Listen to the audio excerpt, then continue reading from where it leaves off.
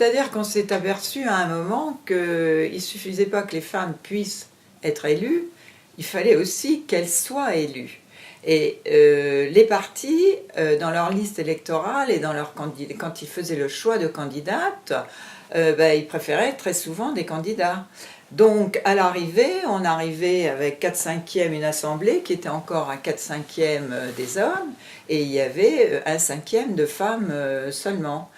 Donc à ce moment-là, il y a eu une réforme constitutionnelle où on imposait des quotas, je crois. Et puis on a établi une amende pour les partis politiques qui ne respecteraient pas cette nouvelle loi. Alors le drame, c'est que les hommes aimaient tellement le pouvoir que dans les partis, ils préféraient quand même payer l'amende plutôt que de mettre des femmes en position d'être élues. Alors, et ça a été le cas pendant très longtemps à la droite, dans la droite, le RPR et l'UDF. L'UDF était peut-être un peu plus en avance. Alors il y avait que les partis de gauche, en fait, les communistes, parce que les communistes, ils sont depuis toujours pour l'égalité, et le PS aussi, parce qu'il y avait des femmes fortes là, qui avaient milité et qui avaient qui avaient pris leur place dans les listes électorales. Ils ont commencé d'abord, au fond, à considérer que, puisqu'on les obligeait de prendre des femmes, de mettre des femmes comme candidates électorales, ils ont donné aux femmes la place de candidate à la députée suppléante. Vous savez qu'on élit chaque fois un candidat et en même temps un suppléant pour le cas où le candidat viendrait à mourir ou à entrer au gouvernement. Et donc ils se sont dit, on va tourner la difficulté en donnant la place de suppléant aux femmes, ce qui évidemment était vraiment un peu ignoble comme stratagème, et donc ça n'a pas tenu très longtemps.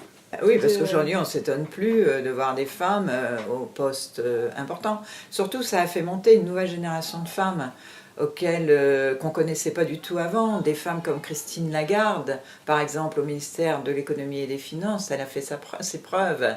Elle était, même on peut dire, meilleure que les hommes. Elle aurait pu être candidate à l'élection présidentielle si elle n'avait pas eu tant de problèmes.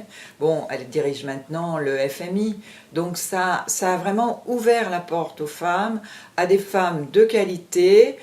Ça les a fait monter, ça a permis à d'autres femmes, vous savez, les rôles modèles, ça a beaucoup d'importance pour les femmes. C'est-à-dire que quand certaines femmes qui faisaient de la politique, qui étaient députées, ont vu que leurs consoeurs devenaient ministres à des postes importants, ça leur a mis dans la tête l'idée qu'elles aussi, elles pourraient devenir ministres un jour.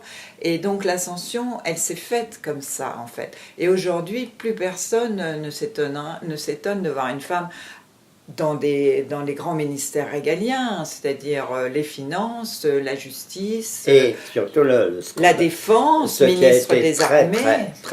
Voilà, ça a été un coup de tonnerre quand une femme, Michèle Alliot-Marie, a été ministre des armées. Avant, on mettait des gens qui avaient fait leur service militaire, qui étaient au moins officiers de réserve, etc., qui avaient fait des manœuvres pour apprendre à marcher au pas, etc. Et donc, ça a été... et maintenant encore, nous avons une ministre des Armées qui est une femme. Et qui est une femme ça passe bien. Voilà, qui n'hésite pas non plus à porter des robes et à porter des jupes, parce que c'est ça aussi la différence. C'est qu'au début, les femmes qui étaient dans ces postes d'hommes, elles ont pris des costumes d'hommes, c'est-à-dire qu'elles arrivaient à l'Assemblée en pantalon, en tailleur-pantalon, c'était d'ailleurs la vogue du tailleur-pantalon, et puis maintenant qu'elles sont plus nombreuses, elles s'habillent comme elles veulent, et il n'y a plus aucune réflexion là-dessus, quoi. Au fond, elles s'efforçaient de camoufler leur féminité.